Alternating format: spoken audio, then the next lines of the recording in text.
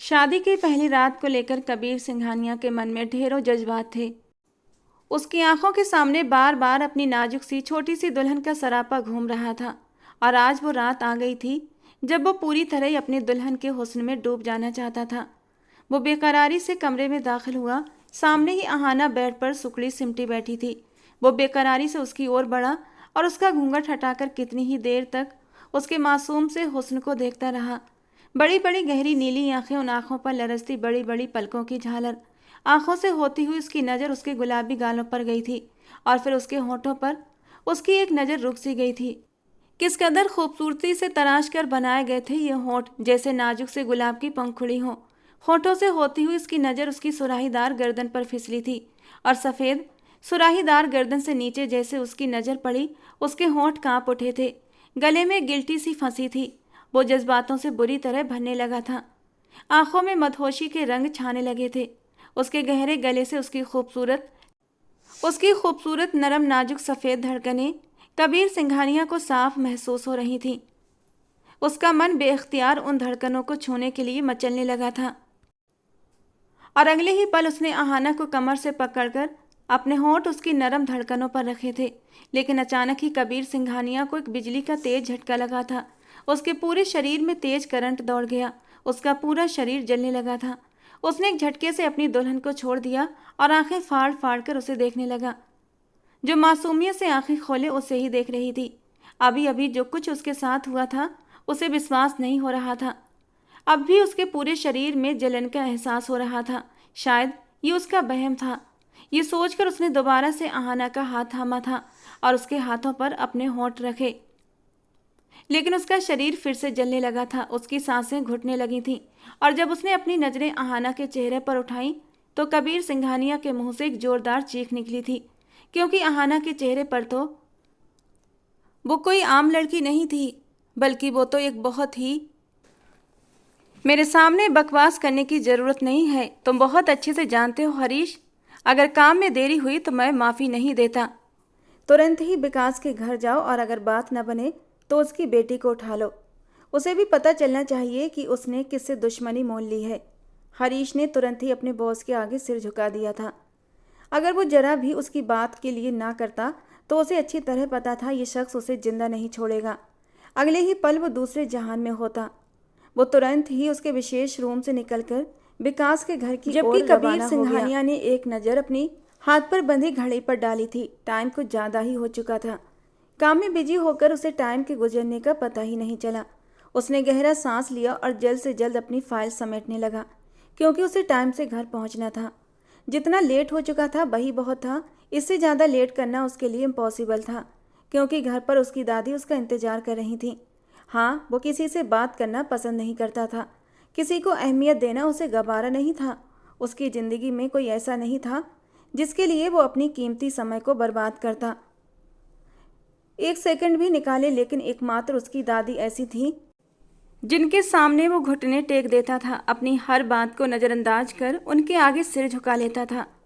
उनके लिए अपनी पूरी ज़िंदगी कुर्बान करने के लिए हमेशा तैयार रहता था। और आज उसकी दादी ने स्पेशली बोला था कि कबीर जल्दी घर आना, क्योंकि उसकी दादी को एक एनजीओ में जाना था जिसके लिए वे पहले ही उसे आगाह कर चुकी थी। वहाँ जाकर भी एक बड़ा फंड देना चाहती थी। जबकि कबीर सिंघानिया को ये सब दिखावे बिल्कुल पसंद नहीं थे। उसे गरीब लोगों से नफरत थी। उसका मानना था कि ये दुनिया में बस नाली के कीड़े होते हैं जो दुनिया में सिर्फ और सिर्फ गंदगी फैलाने के लिए आते हैं। इन लोगों को जीने का कोई हक नहीं। उसे गुस्सा आता था गरीबों पर। जब उनके खुद के पास खाने के लिए खाना नहीं होता तो वो बच्चे पैदा क्यों करते हैं? इससे तो गरीबी ख़त्म होने की बजाय और भी बढ़ती है। उसका मानना था कि गरीबों को बच्चे पैदा नहीं करना चाहिए, जिससे कि धीरे धीरे दुनिया से गरीबी ख़त्म हो जाएगी। ये उसका अपना मानना था। हालांकि कोई उसकी इस राय से सहमत नहीं था। दादी भी उसे टोक देती, गलत बात है कबीर, ऐसे नहीं कहते। हर इंसान की अपनी ख्वाहिशें और जज्बात होते हैं, फिर वो भले गरीब हो या अमीर। लेकिन दादी, इसमें गलत क्या है? जब वो लोग खुद का पेट भर नहीं सकते, खुद की ज़िंदगी तकलीफ़ में गुजार रहे होते हैं, तो आखिर बच्चों को पैदा करके उन्हें भी गरीब करने की क्या ज़रूरत है? और दादी एक गहरा सांस लेकर खामोश हो जाती, क्योंकि कबीर से जीतना उनके लिए मुमकिन नहीं था। वो ऑफिस से बाहर निकला। सभी वर्कर्स अपने काम में लगे हुए थे। उसने एक निगाह उन सब पर डाली और चुपचाप लिफ्ट की ओर बढ़ गया। उसे बाहर आते देख सभी कर्मचारी एकदम सीधे होकर बैठ गए थे, क्योंकि उन्हें पता था अगर गलती से भी कोई गलती हो गई तो वो किसी भी हाल में माफ़ नहीं करेगा, बल्कि उसे सबक सिखा देगा। वो सीधा अपनी कार में जाकर बैठा और घर की ओर निकल पड़ा। उसका दिमाग घोड़े की रफ्तार की तरह काम कर रहा था। कई दिनों से एक विकास नाम का पुलिस अफसर उसके काम में रुकावट डाल रहा था, जिससे उसे भारी परेशानियां हो रही थीं। उसकी तेज निगाहें सड़क पर दौड़ती गाड़ियों पर थीं। वो बहुत जल्द एक बड़ा सफल प्लान तैयार करने वाला था। वो कोई आम इंसान नहीं था। दुनिया के लिए वो एक नामी बिजनेसमैन था, लेकिन अंधेरे की दुनिया में वो एक माफिया का बॉस था, जिसके लिए ये सब काम करना बेहद आसान था। हरीश उसका सबसे भरोसेमंद साथी, उसका राइट हैंड, जो उसके हर गलत काम में पूरी तरह शामिल रहता था। अभी वो इन्हीं बातों को सोचते हुए गाड़ी चला रहा था कि अचानक उसकी आंखों के सामने एक लड़की आ गई। या तो वो लड़की बेध्यानी में सड़क पर चल रही थी, या फिर कबीर खुद ही गाड़ी को इनबैलेंस कर रहा था, क्योंकि उसका दिमाग कहीं और उलझा हुआ था। उसकी गाड़ी बुरी तरह डगमगाई थी। इससे पहले कि वो लड़की को अपनी गाड़ी से टकराकर दूर कहीं उछाल देता, उसने तुरंत ब्रेक लगाया, वरना वो लड़की कुचल जाती। सड़क के बीच ये हादसा उसके लिए बहुत नुकसानदेह हो सकता था। अभी फिलहाल वो विकास वाले मामले में अटका हुआ था, किसी दूसरे मामले को अपने सर पर सवार नहीं करना चाहता था। उसे इस वक्त उस लड़की पर बेतहाशा गुस्सा आया था। उसने गुस्से में स्टीयरिंग व्हील पर जोर से हाथ मारा और नफरत से बाहर निकला। उसका बस नहीं चल रहा था कि वो वहीं जमीन पर पड़ी उस लड़की को सच में जोरदार टक्कर मार दे। वो लड़की काले रंग के सलवार सूट में थी। दुपट्टा गले में पड़ा हुआ था, जिस पर लगे कहीं कहीं सितारे धूप की तेजी से चमक रहे थे। धूप की वजह से उसने अपने चेहरे पर मास्क भी लगाया हुआ था, लेकिन गिरने की वजह से उसका मास्क उसके चेहरे से हट चुका था। वो बहुत ज़्यादा डरी हुई थी, क्योंकि अगर कबीर सही टाइम पर ब्रेक न लेता तो सच में एक बहुत बड़ा हादसा हो सकता था। कबीर जिस कदर गुस्से से अपनी गाड़ी से बाहर निकल कर आया था, सामने सड़क पर दर्द से कराहती उस लड़की को देखकर कुछ पल के लिए कबीर अपनी जगह पर ठहर सा गया था। कितनी ही देर तक वो उस लड़की को देखता रहा। सड़क पर इस वक्त गाड़ियों का आवागमन ना के बराबर था, क्योंकि जून की चिलचिलाती दोपहरी में लोग कम ही घर से बाहर निकलते हैं, और फिर जिस जगह पर वो लोग थे वो शहर से हटकर रास्ता था, और यहाँ से गाड़ियाँ बहुत कम आती जाती थीं। कबीर सिंघानिया की नज़रें उस लड़की के ऊपर से हट ही नहीं रही थीं, जबकि जमीन पर पड़ी आहाना बुरी तरह कांप रही थी। कबीर सिंघानिया को अपने पास महसूस करके उसने जल्दी से अपनी नज़रें उठाई थीं, और यही एक वो पल था जिसमें कबीर सिंघानिया अपनी पूरी जिंदगी लुटा बैठा था। क्या कुछ नहीं था उन आँखों में। उन आँखों की गहराई जैसे समंदर से भी गहरी थी, और समंदर जैसा हल्का नीला रंग। आज तक उसने ऐसी खूबसूरत और गहरी आंखें नहीं देखी थीं। वो उसकी हल्की नीली आंखों को गौर से देख रहा था।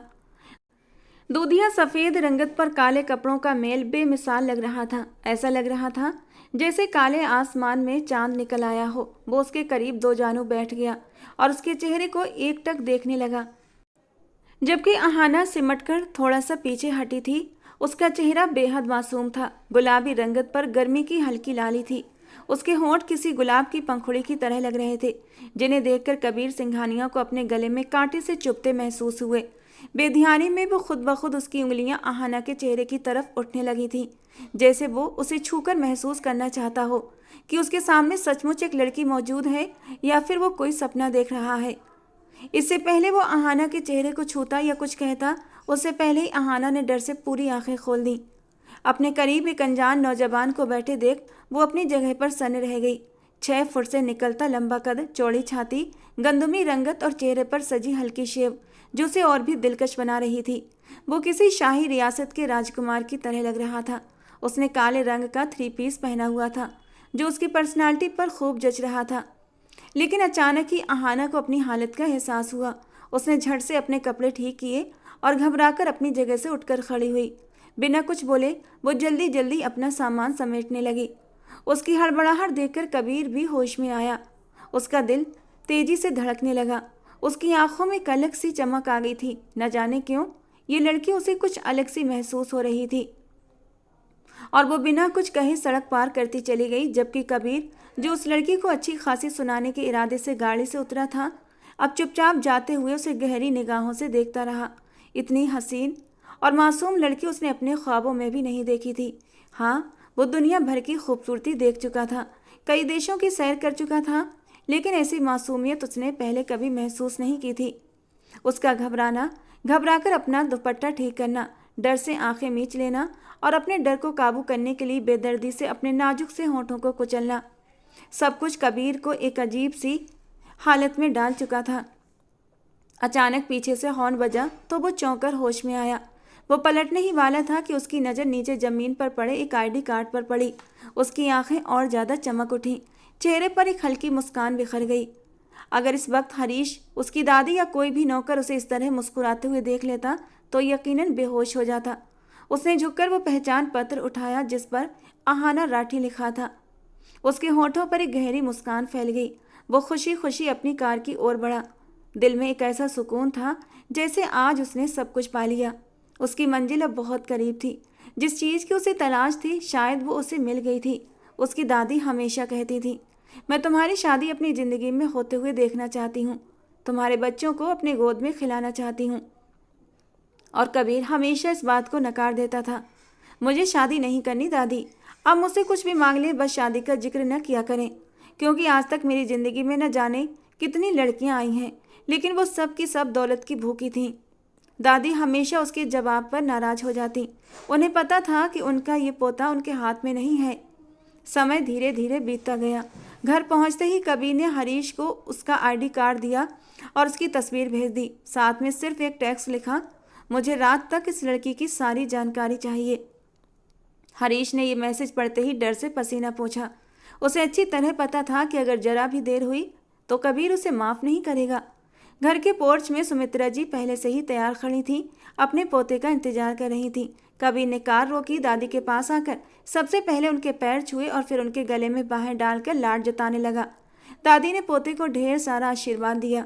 कबीर ने मुस्कुराते हुए उनके लिए दरवाज़ा खोला, लेकिन सुमित्रा जी ने हैरानी से उसके चेहरे की हल्की मुस्कान को देखा और सवालिया लहजे में बोली, लगता है कुछ गड़बड़ है, इतना क्यों मुस्कुरा रहे हो? वैसे तो तुम्हें मुस्कुराने पर जैसे टैक्स लगता है। कबीर ने उनकी तरफ देखा और सिर्फ इतना कहा, बहुत जल्द आपकी बहू आपके पास आने वाली है, शायद मेरी ये मुस्कान उसी की वजह से है। सुमित्रा जी ने पहले सोचा कि वो मजाक कर रहा है, लेकिन उसके गंभीर लहजे ने उन्हें चौंका दिया। नहीं, ऐसा नहीं हो सकता, तो मजाक कर रहे हो ना? मुझे यकीन नहीं आ रहा। उनकी हैरत से भरी आवाज़ कबीर के कानों में पड़ी तो वो जोर से हंस पड़ा, जिंदगी से भरपूर हंसी। सुमित्रा जी ने तुरंत उसकी नज़र उतारी। उनका पोता वाकई बेहद खूबसूरत था। उनके 2 और पोते भी थे, लेकिन जो बात कबीर सिंघानिया में थी वो किसी और में नहीं थी। यकीन कर लें दादी, क्योंकि आपके पोते को उसके पसंद की लड़की मिल चुकी है और जल्दी ही वो आपकी बहू बनने वाली है। जबकि सुमित्रा जी ने सुख का सांस लिया था कि शायद कबीर की शादी का सपना अब जल्दी ही पूरा होगा। कबीर ने कार रिवर्स की और सीधा एनजीओ की ओर गया। कबीर ने कार रिवर्स की और सीधा एनजीओ की तरफ निकल पड़ा। उसका मूड आज बेमिसाल था। उसका बस नहीं चल रहा था कि वो क्या कर डाले। वो अपने जज्बात छुपाने में बेहद माहिर था, लेकिन आज वो अपनी खुशी छुपा नहीं पा रहा था। उसके चेहरे पर हल्की सी लालिमा भी थी, होठों पर मुस्कान। कुछ देर बाद वे लोग एनजीओ से वापस लौट आए थे। आज कबीर ने वहां जाकर कोई जल्दबाजी नहीं मचाई थी। वो बस एक कोने में बैठा उस पहचान पत्र में मौजूद उस लड़की की तस्वीर को देखता रहा। देखते देखते उसने एक हल्की सरगोशी की, आहाना राठी, बहुत जल्द तुम मेरी आगोश में होगी और तुम पर अपनी मोहब्बतों की बारिश इस कदर करूँगा कि मैं तुम्हें सांस लेने की भी मोहलत नहीं दूंगा। तभी अचानक उसकी दादी ने उसके कंधे पर हाथ रखा। कबीर ने चौंक कर पीछे देखा। सुमित्रा जी ने मुस्कुराकर कहा, पसंद बहुत अच्छी है तुम्हारी, बहुत ही प्यारी और मासूम लड़की है। भगवान तुम दोनों को हमेशा खुश रखे। दादी का आशीर्वाद सुनकर कबीर के होठों पर फिर से गहरी मुस्कान आई। उन्हें दिल से खुशी हो रही थी कि कबीर सिंघानिया अपने लिए किसी को चुन चुका है। उन्हें पता था कि उनका ये पोता इतनी जल्दी किसी के लिए हाँ नहीं करता, और अगर उसे कोई चीज़ पसंद आ जाए तो वो उसे हासिल करके ही दम लेता है, लेकिन जो चीज़ उसे नहीं मिलती वो उसे बर्बाद कर देता है, किसी और के काबिल भी नहीं छोड़ता। उसका मानना था जो चीज़ मेरी नहीं हो सकती वो किसी और की भी नहीं। वो ऐसा ही था, जुनूनी, जिद्दी, गुस्से में एकदम पागल हो जाने वाला। उसकी हर आदत से उसकी दादी जानकार थी, इसीलिए उन्होंने दिल ही दिल भगवान से प्रार्थना की कि ये लड़की उसे आसानी से मिल जाए, वरना कबीर उसे भी बर्बाद करने में देर नहीं लगाएगा। धीरे धीरे वक्त गुजरता जा रहा था। उसका एक ज़रूरी मीटिंग में जाने का इरादा था, लेकिन जब से उसने आहाना को देखा था तब से ही वो खुद को खो बैठा था। किसी भी चीज़ में उसका दिल नहीं लग रहा था। वो लगातार आहाना के बारे में ही सोच रहा था। वो कैसी होगी, क्या कर रही होगी, किस खानदान से होगी, उसके आसपास कौन होगा, ये सब सोचकर वो बस मुस्कुरा रहा था। आज उसके होठों पर लगातार मुस्कान थी और ये कोई मामूली बात नहीं थी। दादी उसे देख देख कर खुशी से फूली नहीं समा रही थी। उनका बस नहीं चल रहा था कि वो क्या कर लें। उन्हें बस कबीर की इजाज़त चाहिए थी और वो तुरंत उस लड़की के घर जाना चाहती थी। कई बार वो कह भी चुकी थी, तू बस हुक्म कर, हम अभी चलते हैं और अभी तेरी पसंद को दुल्हन बनाकर ले आते हैं। लेकिन उसने बस मुस्कुराकर इनकार में सिर हिला दिया था। अभी नहीं दादी, थोड़ा सा इंतज़ार और करें। शाम के वक्त उसके फ़ोन पर हरीश का मैसेज आया। उसने बेचैनी से मैसेज खोला। सामने ही एक लंबा चौड़ा टेक्स्ट था जिसमें आहाना की सारी जानकारी दी गई थी। उसके चेहरे पर एक दिलकश मुस्कान आई। न जाने क्यों आज उसे ये एहसास पहली बार हो रहा था। उसकी ज़िंदगी में कई लड़कियां आई थीं, उसके साथ लंबे समय तक अपनी मर्जी से रही भी थीं, लेकिन जो जज्बात वो आहाना के लिए महसूस कर रहा था वो पहले कभी किसी लड़की के लिए महसूस नहीं किए थे। आहाना राठी एक शालीन, सादगी पसंद और भगवान के बताए रास्ते पर चलने वाली लड़की थी। हर किसी से नरमी से बात करना उसकी आदत थी। उसने कभी किसी के साथ नाइंसाफ़ी नहीं की थी, बल्कि हर किसी से दयालुता से पेश आई थी। वो अपने माता पिता की चौथी बेटी थी। उससे बड़ी 3 बहनें थीं जो अपनी अपनी ज़िंदगियों में खुश थीं। चारों बहनों में आहाना ने एक अलग ही खूबसूरती पाई थी और इसी खूबसूरती के चलते उसके बहुत कम उम्र से ही रिश्ते आने लगे थे। वो सिर्फ 18 साल की थी कि उसके लिए एक रिश्ता आया था। रिश्ता अच्छा था। लड़का खुद का बिजनेस करता था और इसीलिए आहाना के माँ बाप ने ये रिश्ता स्वीकार कर लिया और झटपट आहाना की शादी वैभव से हो गई। वैभव आहाना से बहुत प्यार करता था, लेकिन आहाना की किस्मत को कुछ और ही मंजूर था। शादी के सिर्फ 4 महीने बाद ही उसके पति का एक सड़क हादसे में देहांत हो गया। ये उसके लिए बहुत बड़ा सदमा था। वो कुछ ही समय में विधवा हो चुकी थी और जो ससुराल उसकी ज़िंदगी में आई थी उसने उसे कुचल कर रख दिया। मनहूस कदम के ताने दिए गए। वैभव की मौत का जिम्मेदार आहाना को ठहराया गया, लेकिन भगवान की कृपा थी कि उसका बाप एक इज्जतदार आदमी था। उसने अपनी बेटी को बोझ नहीं समझा और उसे चुपचाप अपने घर ले आया।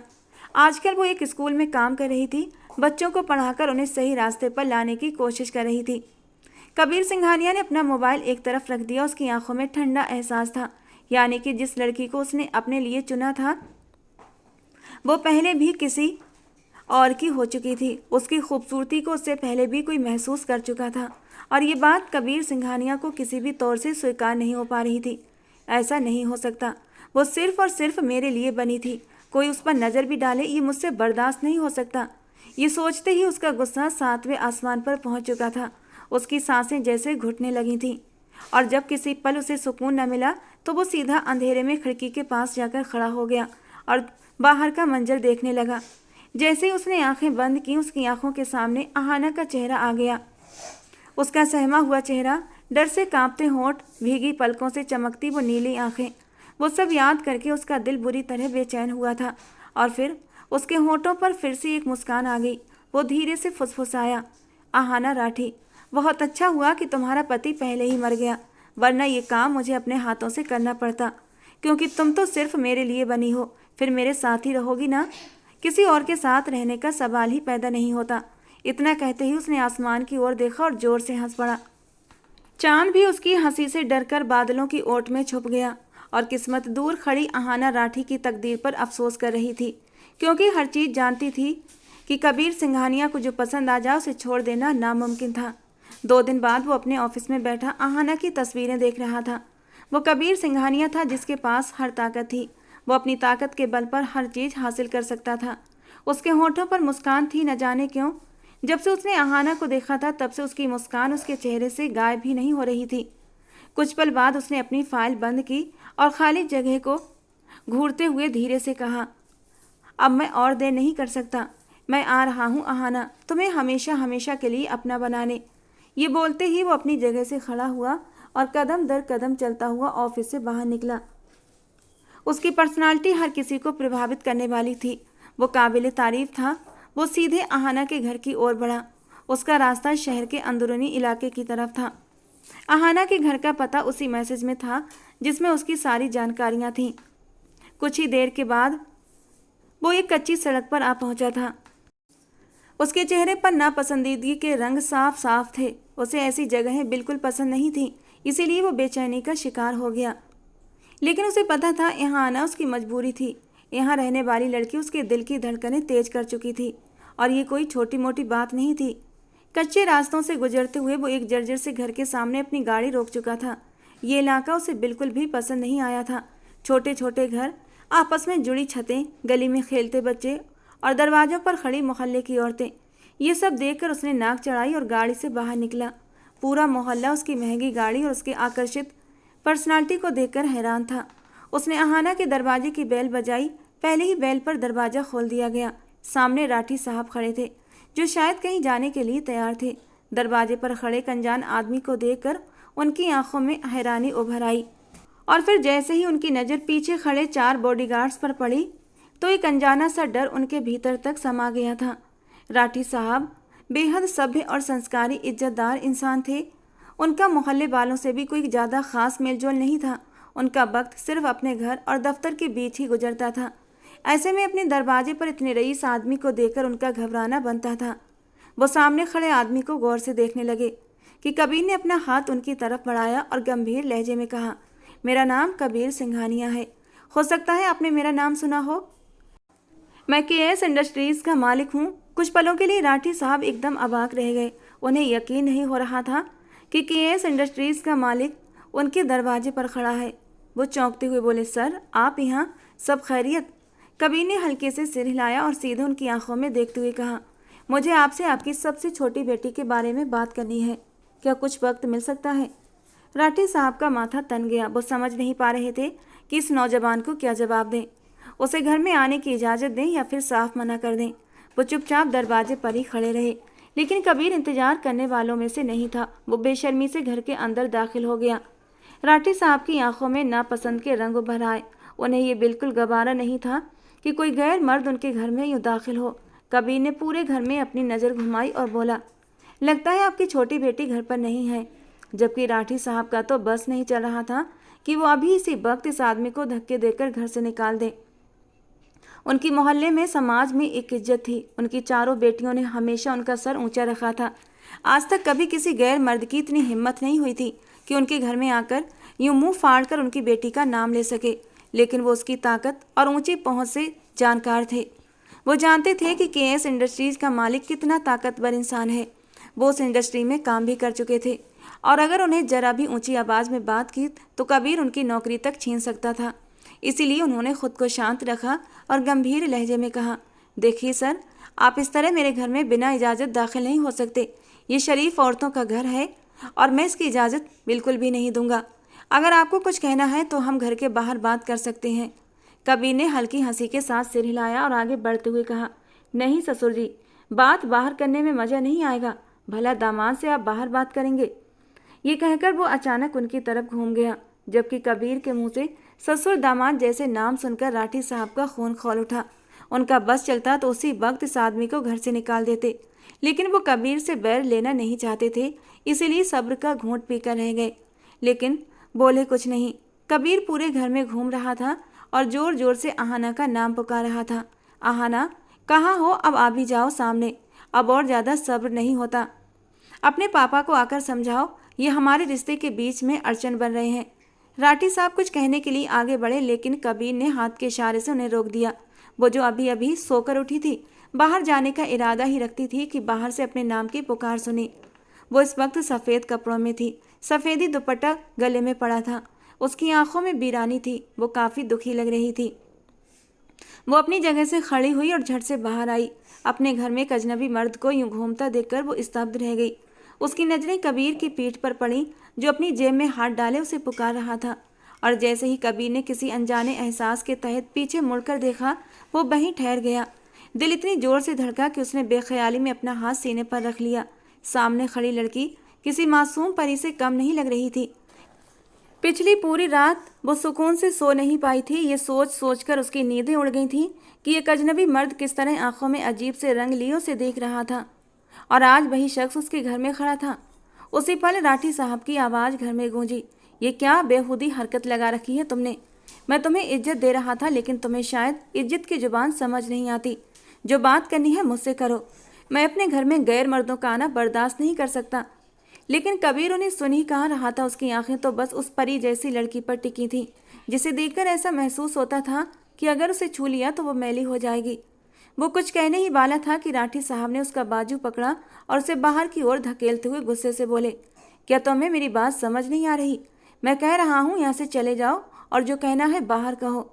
और उसी पल कबीर सिंघानिया का घमंड और गुस्सा 7वें आसमान पर जा पहुंचा। उसकी पसंद की लड़की के सामने उसे धक्का दिया गया था और ये बात उसे कतई बर्दाश्त न हुई। उसका गुस्सा उबाल पर आ चुका था। वो एक झटके से घूमा और बिना मौका दिए राठी साहब का कॉलर कसकर पकड़ लिया। फिर उन्हें जोर से धकेलते हुए दहाड़ा। कबीर सिंघानिया ने गुस्से से आहना के पिता की ओर बंदूक तान दी। तुम्हारी इतनी हिम्मत कि तुम कबीर सिंघानिया का हाथ थामो? मैं तुम्हें जिंदा नहीं छोड़ूंगा। लेकिन इससे पहले वो कुछ कहता, उसे अपने बाजुओं पर किसी की कोमल उंगलियों का स्पर्श महसूस हुआ।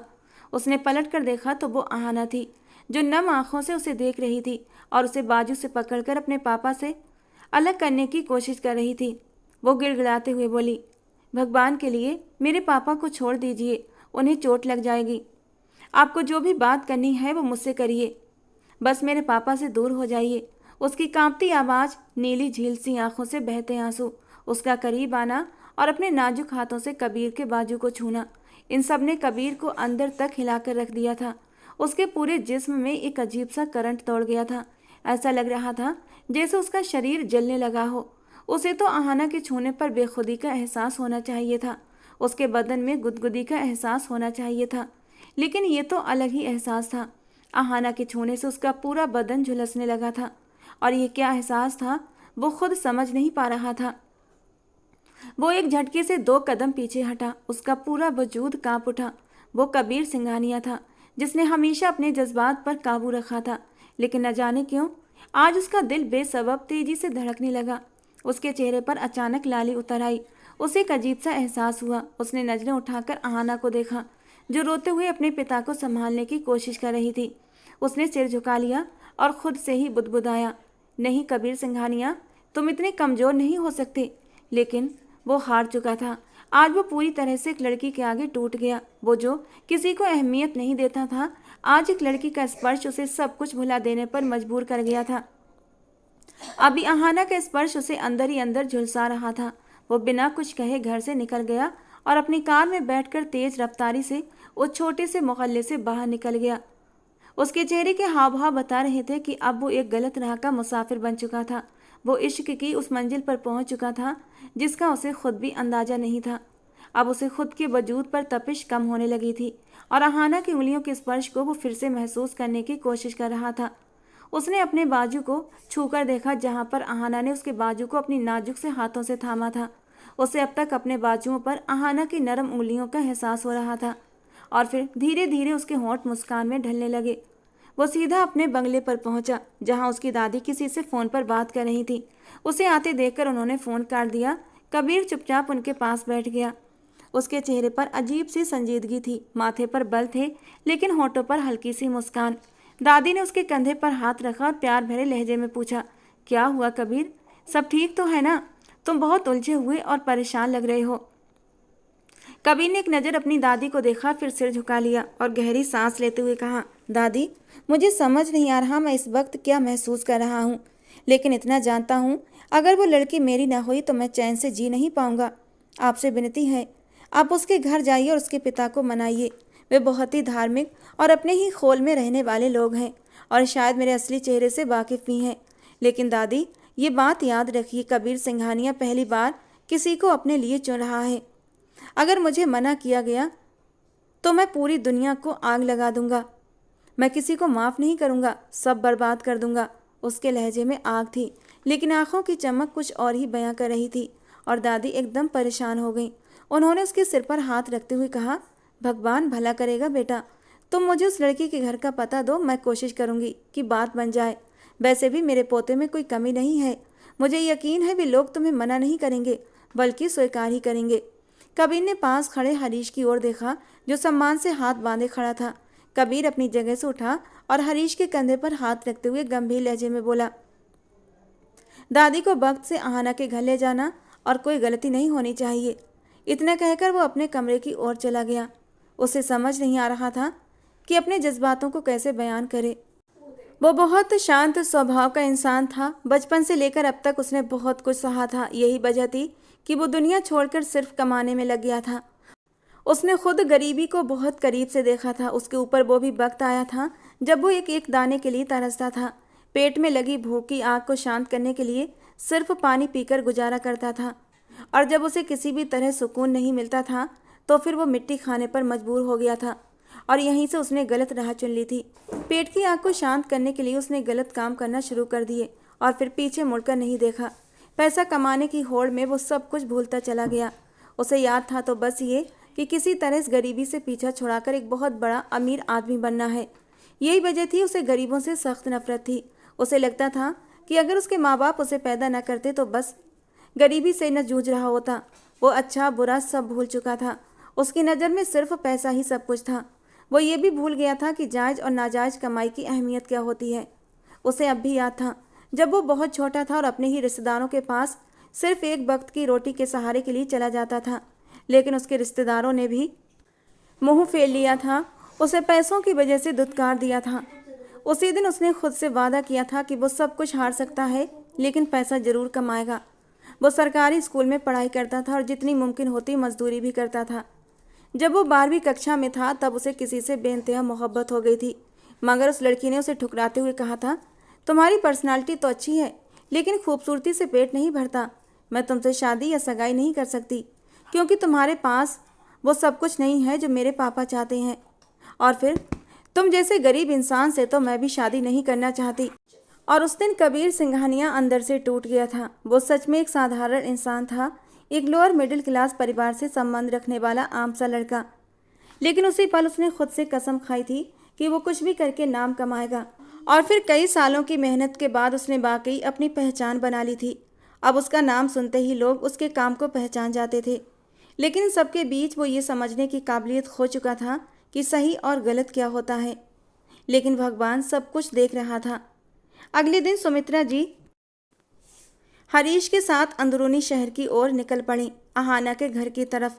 सुमित्रा जी को अच्छे से ये मालूम था कि कल उनके पोते ने जो हरकत की थी, ज़बरदस्ती शरीफ लोगों के घर जाकर अपनी धौंस जमाने की, वो माफ़ी के काबिल नहीं थी। लेकिन किसी भी तरह वे आहाना के परिवार को मनाना चाहती थी। कबीर ने तो उन्हें कुछ नहीं बताया था, लेकिन हरीश ने उन्हें पूरी कहानी बता दी थी और जिसे सुनकर वो दंग रह गई थी। उन्हें सबसे ज़्यादा हैरानी इस बात की थी कि उनका पोता एक विधवा लड़की से शादी करना चाहता था। लेकिन फिर ये सोचकर उन्होंने खुद को समझाया था कि ये लड़की उनके पोते के जीने की वजह है। अगर ये लड़की उसे न मिली तो वो जीते जी मर जाएगा। यही सोचकर उन्होंने आहाना को अपनी बहू बनाने का फैसला कर लिया था। यही सब सोचते हुए सुमित्रा जी और हरीश राठी जी के दरवाजे तक पहुंचे थे। उन्होंने हरीश को बाहर ठहरने को कहा और ख़ुद दरवाज़ा खटखटाया। थोड़ी देर बाद राठी साहब ने ही दरवाज़ा खोला था और बोले, जी बोलिए, किससे मिलना चाहती हैं आप?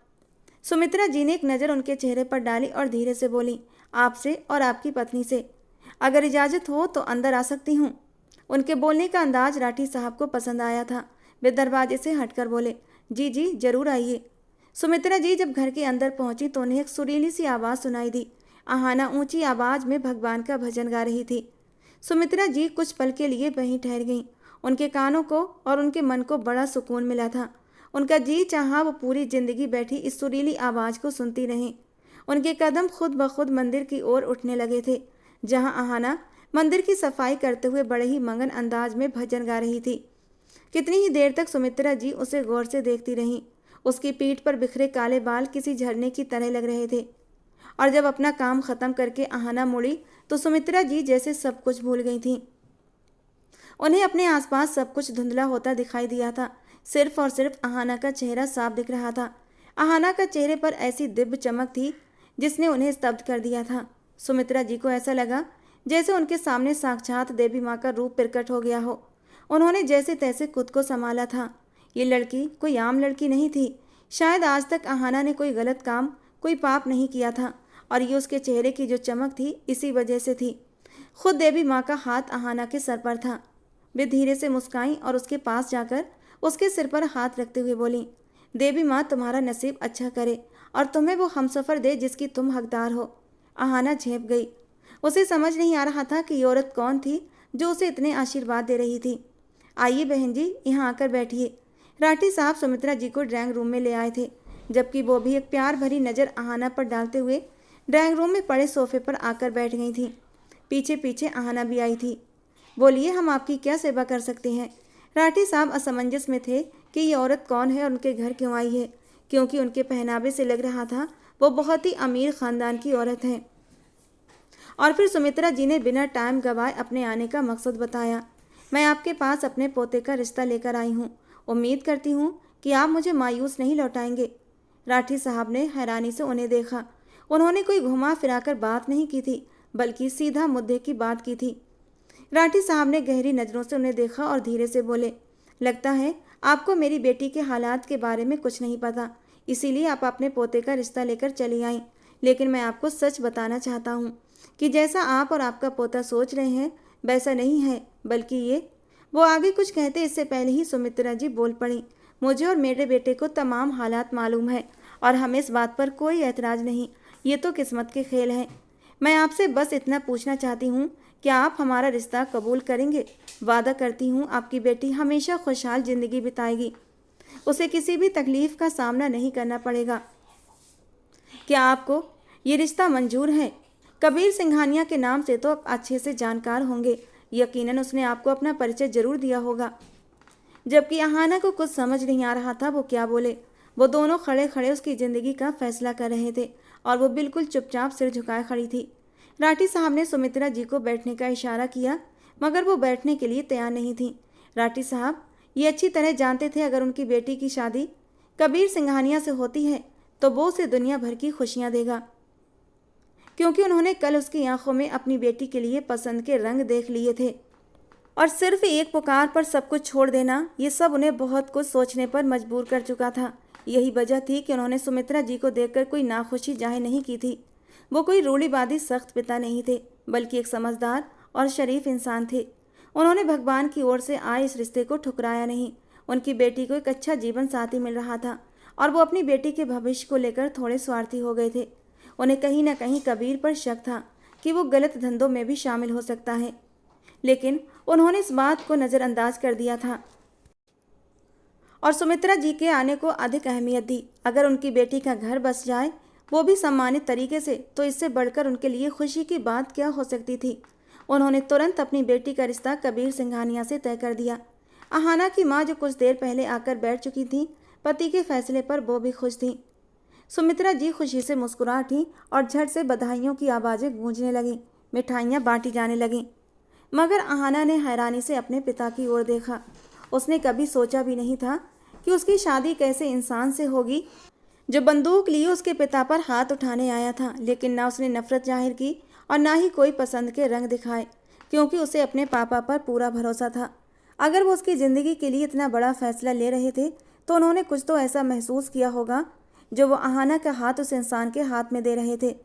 सुमित्रा जी खुशी खुशी घर लौट गई थी और तुरंत कबीर को फ़ोन करके सारा हाल बता दिया। और रिश्ता पक्का होने की बात सुनकर तो वो खुशी से झूम उठा था। उसे यकीन नहीं हो रहा था कि सब कुछ इतनी आसानी से हो गया। वो तो उस घर पर ज़बरदस्ती करने गया था, लेकिन उसे अंदाज़ा नहीं था कि उसे इतनी आसानी से उसकी मंजिल मिल जाएगी। और फिर वो घमंड से मुस्कुराया, मैं कबीर सिंघानिया हूँ, जो चीज़ चाहता हूँ उसे हासिल कर लेता हूँ। इस बात से बेखबर कि कुछ मामले जोर ज़बरदस्ती और ताकत के बल पर नहीं सुलझाए जाते, बल्कि प्यार और इज्जत से सुलझाए जाते हैं। करीब 2 महीने बाद कबीर और आहाना की शादी तय हुई। इस दौरान कई बार कबीर ने आहाना से फ़ोन पर बात करने की इच्छा जताई, मगर वो एक मासूम और बहुत ही धार्मिक लड़की थी। उसके लिए ये सब कुछ करना गवारा नहीं था।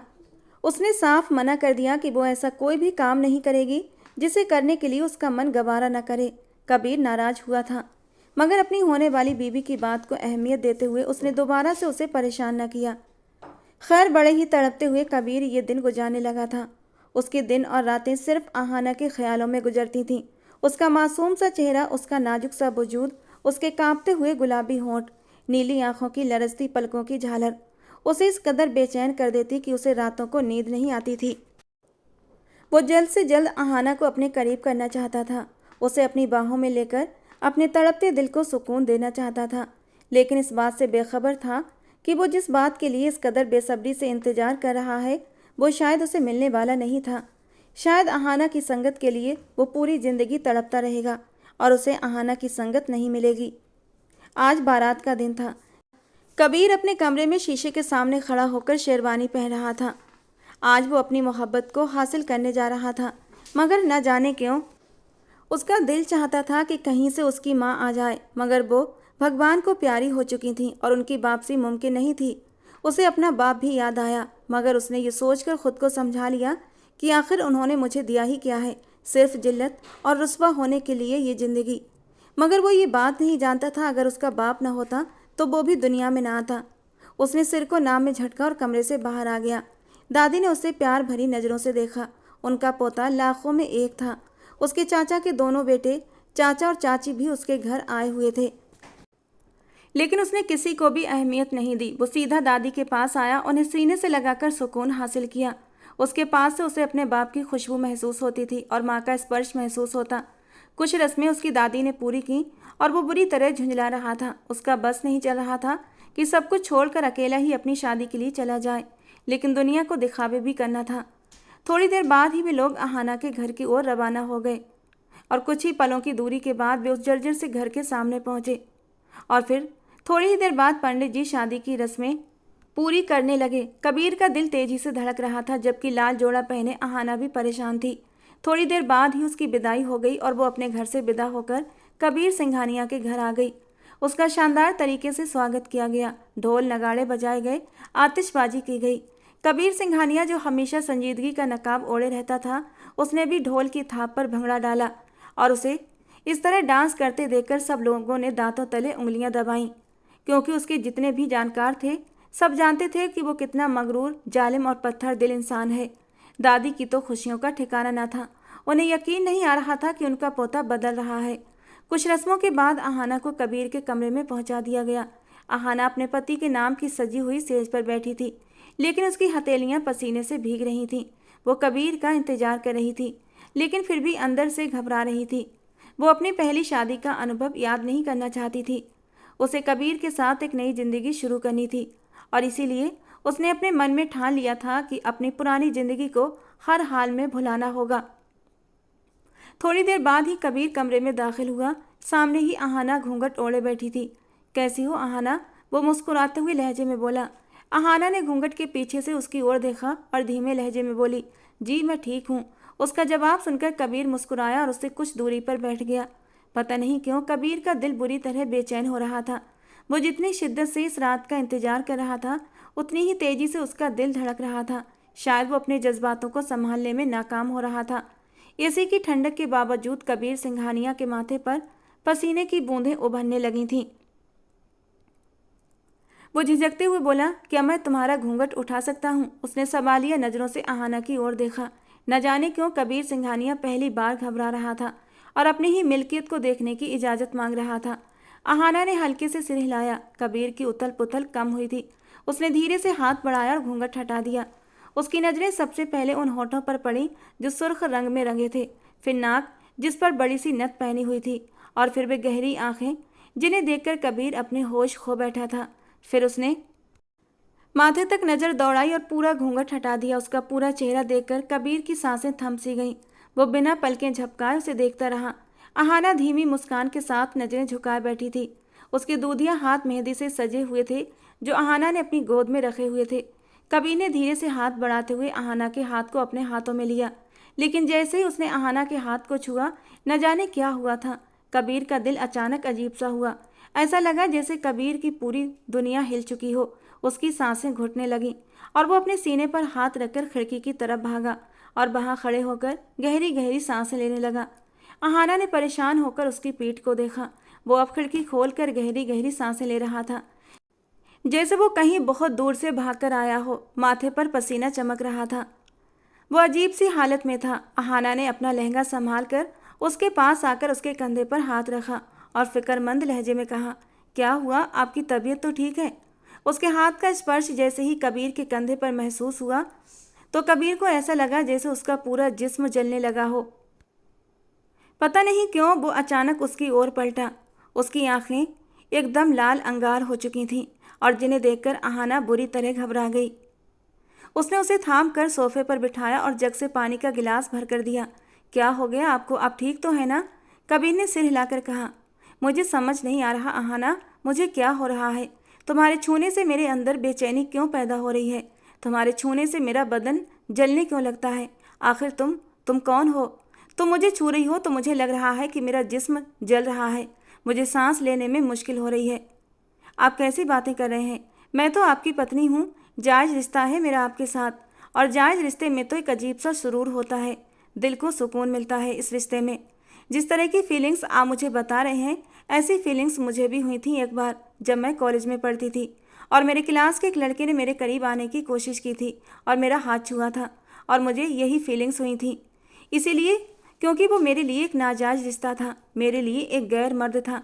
मैंने आज तक कभी किसी गैर को अपनी ज़िंदगी में दाखिल होने का हक नहीं दिया। आज तक कभी किसी गैर मर्द ने मेरी उंगली तक नहीं छुई। जब भी कोई गैर मर्द मेरे करीब आने की कोशिश करता है तो मेरी ऐसी ही हालत होने लगती है। लेकिन आपकी हालत ऐसी क्यों हो रही है? मैं आपके लिए गैर तो नहीं हूँ ना? हम दोनों का एक जायज़ रिश्ता है, और पति पत्नी का रिश्ता तो इस दुनिया में सबसे बढ़कर और सबसे प्यारा रिश्ता होता है। और कबीर सिंघानिया की आंखों के आगे जैसे सब कुछ साफ होने लगा। अहाना कोई मामूली लड़की नहीं थी, वो बहुत धार्मिक और बहुत पहुंची हुई शीशे की तरह साफ लड़की थी। उसके सर पर देवी माँ का हाथ था जो उसे हर बुरी चीज़ से बचाती थी। और कबीर सिंघानिया अच्छा इंसान नहीं था, गंदगी में लिपटा हुआ एक गंदा इंसान था, जिसकी ज़िंदगी में आज तक न जाने कितनी लड़कियां आई थीं और न जाने कितनी लड़कियों के साथ उसने रिश्ते बनाए थे। वो अहाना के काबिल नहीं था, वो इस काबिल नहीं था कि वो अहाना को छू सके और उसे छूकर अपने गंदे हाथों से उसे भी गंदा कर दे। और ये सब एहसास करते ही कबीर सिंघानिया की आंखों से आंसू बहने लगे थे। वो अपना सर हाथों में देकर फूट फूट कर रो पड़ा। ये पश्चाताप के आंसू थे जो कतरा कतरा बहकर उसके अंदर की गंदगी को साफ कर रहे थे। अहाना, मैं अच्छा इंसान नहीं हूँ, मैं बहुत बुरा हूँ, बहुत गंदा। मैंने हर गलत काम किया है, लेकिन तुम बहुत पवित्र हो। तुम्हें देखते ही मेरी आंखें झुक जाती हैं। जब तुम्हें छूने की कोशिश करता हूँ तो मेरा जिस्म कांपने लगता है। अगर तुम मुझे छूती हो तब भी मुझे लगता है कि मैं जल जाऊँगा। मैं क्या करूँ? मैं परेशान हूँ, मैं बहुत बुरा इंसान हूँ, बहुत बुरा। वो आंखों पर हाथ रखकर भर्राए हुए लहजे में बोला, मैं तुम्हारे काबिल नहीं हूँ अहाना, तुम बहुत अच्छी हो, बहुत अच्छी, इतनी अच्छी कि भगवान मेरा गंदा साया तुम्हारे ऊपर पड़ने से बचाना चाहते हैं। अहाना हल्की सी नरम सी मुस्कान सजाते हुए उसके सामने जमीन पर बैठ गई और उसका हाथ पकड़कर अपनी हथेलियों में लिया। कबीर ने हैरानी से उसे देखा जो उसके कदमों में बैठी थी और उसके हाथों को अपने हाथों में थाम रखा था, और वो अपने हाथों को गौर से देख रहा था। उसे अब भी अपने हाथों पर तपिश का एहसास हो रहा था, लेकिन दिल में बेचैनी थोड़ी कम हो गई थी। आप ना ही बुरे हैं और ना ही गंदे। भगवान जी कहते हैं पवित्र मर्दों के लिए पवित्र औरतें होती हैं और पवित्र औरतों के लिए पवित्र मर्द। अगर मैं पवित्र और सच्ची हूँ तो मेरा पति बुरा कैसे हो सकता है? मुझे अभी आपसे कोई गहरी भावनात्मक जुड़ाव नहीं है, लेकिन आपके लिए मेरे दिल में एक अलग ही एहसास है, एक अलग ही प्रेम है जो आज तक मैंने कभी किसी के लिए महसूस नहीं किया। आपके मेरे दिल में एक विशेष कोमलता है जो आज तक किसी के लिए नहीं आई। मैं आपसे प्रेम नहीं करती, लेकिन मैं आपके नाम से जुड़ी हुई हूँ और यही जुड़ाव मुझे सुकून दे रहा है। कबीर सिंघानिया ने अपनी आंखों की नमी साफ की और बड़े ही प्यार से वो अहाना को देखने लगा। इस एहसास को पाकर वो बहुत खुश था, लेकिन जब वो अहाना को देख रहा था, अहाना उसे बहुत ही प्यार से हाथ पकड़कर बेड पर लेकर गई। वो एक अच्छी पत्नी का धर्म निभाना चाहती थी, अपने पति के दुखों को दूर करना चाहती थी। वो धीरे धीरे कबीर सिंघानिया के मन से बुरे भाव निकालने की कोशिश कर रही थी, अपनी हल्की फुल्की बातों में माहौल को हल्का करने की पूरी कोशिश कर रही थी, और कुछ हद तक कबीर सिंघानिया बहल भी गया था। बातों के दौरान धीरे धीरे अहाना ने अपनी ज्वेलरी खुद ही उतार कर रख दी थी और फिर अपने पति की इजाज़त से वो चेंज करने के लिए वॉशरूम में चली गई। और जब फ्रेश होकर बाहर आई तो एक उजली हुई किरण की तरह लग रही थी। कितनी ही देर तक कबीर उससे नज़रें नहीं हटा पाया था, और जब वो उसके बराबर आकर बैठी तो कबीर सिंघानिया के जज्बात फिर से मचलने लगे थे। उसने उसकी कमर में हाथ डालते हुए उसे अपने करीब खींचा था, और जैसे ही अपने होठों से उसे छूने की कोशिश की, उसका दिल फिर से बेचैन हुआ था। जबकि अहाना उसकी बाहों में सिमटी हुई शर्म से लाल चेहरा लिए आंखें बंद किए हुए उसके होठों का स्पर्श पाने का इंतजार कर रही थी। लेकिन कबीर चाह कर भी उसे छूने की कोशिश नहीं कर पा रहा था, बल्कि कबीर की बाहों की पकड़ उसकी कमर पर ढीली हुई थी और अहाना ने झट से अपनी आंखें खोली थीं। अहाना उसकी हालत समझ गई थी। वो एक समझदार लड़की थी जो अपने रिश्ते को इस तरह बर्बाद नहीं कर सकती थी। हाँ, उसे कबीर सिंघानिया पहले पसंद नहीं आया था, लेकिन अब जबकि वो उसका पति था, उसके तन मन का मालिक, उसकी आत्मा का एक हिस्सा, वो अपने पति को इस तरह बेसहारा नहीं छोड़ सकती थी। वो जान गई थी कबीर बदल सकता है, उसे अपने की गई गलतियों पर पछतावा है और भगवान इतना निर्दयी नहीं होता कि वो इंसान की गलतियों को सुधारने का एक मौका न दे। वो जरूर देता है और कबीर सिंघानिया के लिए ये मौका अहाना के रूप में भगवान ने उसे दिया था। अहाना के होंठों पर एक हल्की सी मुस्कान आई। क्या आप मेरे साथ भगवान का धन्यवाद करने उनके पास चलेंगे? हाँ, क्यों नहीं, कबीर सिंघानिया के होंठों से अचानक निकला था। हालांकि आज तक उसने कभी भगवान के सामने हाथ जाकर नहीं जोड़े थे, लेकिन आज वो अहाना को मना नहीं कर पाया था। अहाना मुस्कुराते हुए खड़ी हुई और अपनी हथेली उसकी ओर बढ़ाई। वो एक अजीब से ख्यालों में डूबा हुआ था, हैरान और परेशान कि उसके साथ ये सब क्या हो रहा है। उसने एक नज़र अहाना को देखा और उसका हाथ थामे मंदिर की ओर बढ़ गया। कबीर ने सच्चे दिल से अपने सभी गुनाहों की, सभी पापों की माफ़ी मांगी और वादा किया कि अब वो कभी भी बुराई के रास्ते पर नहीं चलेगा। वो अब अहाना के साथ एक नई जिंदगी की शुरुआत करेगा। भगवान के चरणों में गिरकर उसने अपने पापों की माफ़ी मांगते हुए अपनी आने वाली ज़िंदगी की खुशियाँ मांगी थीं और ये सब करने के बाद उसके दिल को जो सुकून मिला था, ये सुकून उसे आज तक नसीब नहीं हुआ था। करोड़ों की जायदाद हासिल करने के बाद भी ये सुकून नहीं मिला था। काफ़ी देर तक दोनों वहीं बैठे रहे, अपने मन को शांति देते रहे और फिर अहाना उसका हाथ थामकर अंदर कमरे में ले आई थी और इस बार अहाना खुद कबीर सिंघानिया के करीब हुई थी। अपने होठों से कबीर सिंघानिया के हाथों को प्यार से चूम लिया था, जबकि कबीर थोड़ा डर रहा था, लेकिन अहाना के विश्वास और प्यार को देखते हुए वो धीरे धीरे अहाना के करीब हुआ था और इस बार उसे अहाना की संगत में सुकून मिला था। जब उसने अपने नरम होठों से अहाना के नरम वजूद को छुआ तो उसके मन में एक सुकून उतरता चला गया था। उसने बहुत ही प्यार और नरमी से अहाना को अपनी बाहों में समेट लिया था, जैसे वो कोई नाजुक सा गुलाब का फूल हो, उसे फूल को बहुत ही हिफाजत से रखना हो। कबीर सिंघानिया के प्यार के आगे धीरे धीरे अहाना खुद भी उसके प्यार में डूबती जा रही थी। देवी माँ ने कबीर सिंघानिया को माफ़ करके अपनी मासूम और सीधी सादी सच्ची भक्त को अहाना को कबीर सिंघानिया के हवाले कर दिया था और कबीर ने इसे भगवान की भेंट समझकर पूरे दिल से स्वीकार किया था और अपने मन ही मन खुद से वादा किया था कि कभी अहाना को तकलीफ नहीं पहुंचाएगा। धीरे धीरे रात कतरा कतरा करके पिघल रही थी और दोनों की नई जिंदगी की शुरुआत हो चुकी थी और सुबह होते होते कबीर सिंघानिया का एक नया जन्म हुआ था, जो पहले वाले सिंघानिया से बिल्कुल अलग था। हर कोई उसके इस बदलाव पर हैरान था, लेकिन अहाना के होठों पर एक हल्की सी मुस्कान थी, क्योंकि उसे पता था ये चमत्कार सिर्फ और सिर्फ सच्ची मोहब्बत ही कर सकती है और अहाना को पूरा विश्वास था कि कबीर सिंघानिया उससे सच्ची मोहब्बत करता है, इसीलिए उसके अंदर इतना बड़ा बदलाव आया है। और ये सच्ची मोहब्बत पाकर अहाना को जैसे अब अपनी ज़िंदगी से कोई गिला नहीं रहा था। समय धीरे धीरे बीतता गया और कुछ महीनों के बाद देवी माँ ने उन्हें एक बहुत बड़ी खुशखबरी दी थी। ये खबर पाते ही कबीर खुशी से झूम उठा। उसने अपने सारे गलत काम छोड़ दिए, अपनी मेहनत की कमाई से ज़रूरतमंदों की मदद करने लगा। इस बात में कोई शक नहीं कि एक अच्छा हमसफ़र इंसान की पूरी ज़िंदगी बदल सकता है। दोस्तों, आज की हमारी कहानी आपको कैसी लगी कमेंट बॉक्स में ज़रूर बताना। पसंद आई हो तो प्लीज़ लाइक करना। रोज़ एक नई कहानी सुनने के लिए हमारे चैनल को सब्सक्राइब करना। मिलते हैं दोस्तों अगली किसी नई कहानी के साथ।